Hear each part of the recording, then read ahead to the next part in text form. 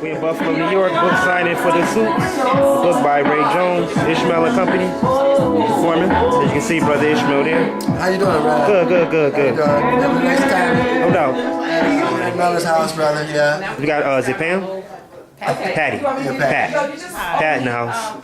Pat in the house. All right. Yes. That's it. I just want to get a close up of the book that we talking about. All right. The Suits. Ray Jones, we'll give you the information where to go pick it up.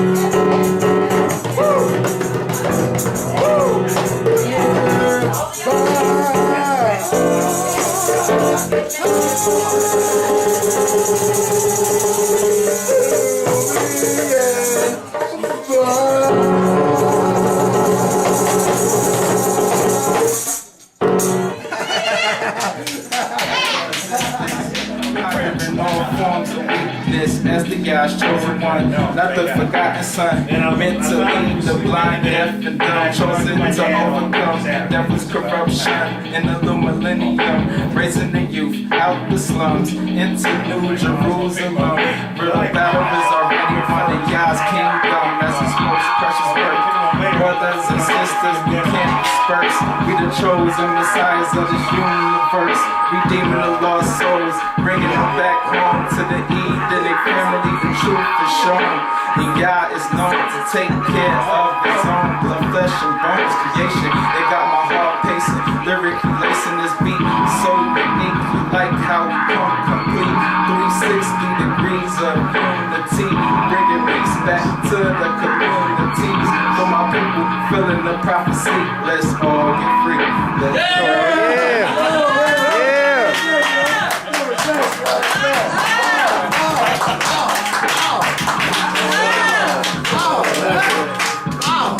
Yeah. So what I want to do right now is read 2 quick excerpts from the book.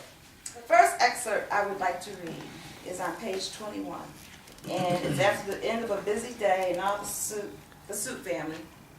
There's 4 members of the family. Charles Suit, sometimes called Charles Big Suit. There is Vanessa Suit, Sally and Sean Suit. They're the teenagers in the family. They've all hustled and bustled all day long, and now they're sitting down in front of the TV, something they rarely do together, and to end the day. So it says, at long last, the entire Suit family is safe and sound and back home. Nearing the finale of another Suit Venturous day, and I have my own vocabulary for Suit vocabulary. Suit Venturous day. After dinner, they even sit down together and watch a new fictional sitcom on television about a spiritually inspired family called Touched by a Sleeve. Y'all heard that? Have you all? So this is just a satire on Touched by an Angel. So it's called Touched by a Sleeve. The evening ends with the usual good nights, telephone calls, last minute preparations for tomorrow, and sleep. And as you can see, all the Suits are sitting there watching TV. Father Suit has the newspaper open. Mother Suit is doling against Father Suit, something she always does. Sally Suit is on the cell phone, and we don't know what Sean Suit is doing. It looks like he's actually watching TV. Okay, and then the last thing I want to read for you is on page 17. And Mr. Suit, the book all starts, one of the things that the book starts with is that Mr. Suit is an executive in a company called XYZ Inc. And he's a top executive. He's getting ready to be promoted to number 3 Suit. And so this is something that's real important for him. But this will give you a little inkling about how number 1, number 2, and number 3 Suit see themselves at the company. Later that day, Mr. Suit, and this was after his promotion. Later that day, Mr. Suit has lunch with number 1, and number 2 in his office. They drink scotch while discussing company business and tell jokes about the employees as they eat their sandwiches. After edifying one another, speculating over which employees would fold under number 3's discerning direction, and scheduling golf dates, number 1 and number 2 leave, Mr. Suit feels he is at last able to sit at his office desk and reflect on his first day as number 3 Suit. As he anticipated, most of the executives were eating out of his hands now, completely buying into his expressions of fair play and team spirit. At least 10 of them from the meeting came by his office, attempting to schedule time with him. Even now, as he contemplates the sum of his day, Margaret, who thought she was in line for number 5 Suit, stood at his office doorway, asking if he had a few minutes to spare. "Sure, Margaret, come in. What's on your mind?" number 3 warmly asked. Margaret, an average height, medium-built woman, walks in. She sits in the chair in front of Mr. Suit's desk, crosses her legs, and lays a hand on either side of the armchair. A coquettish smile complimented by, "I want to be the first woman president" eye contact, dramatizes Margaret's face as she speaks. "I wanted to personally congratulate you and tell you how much I look forward to working with you and learning under your tutelage." Mr. Suit momentarily looks down at his desk and then looks back into Margaret's eyes with an intense gaze and speaks. "Thank you. It's good to know I have employees working alongside me who are eager to work and learn. Eager beavers, so to speak," he says as he flaunts a wide smile. Margaret throws her head back and lets out a hearty, gregarious laugh, which makes her entire upper body vibrate. "Wow," Mr. Suit responds. "I wouldn't think what I said was that funny, but whatever peels your banana." Mr. Suit says this in a low tone, almost under his breath. Mr. Suit remains calmly seated, allowing Margaret's laugh to teeter out. He waits for her to make the next move.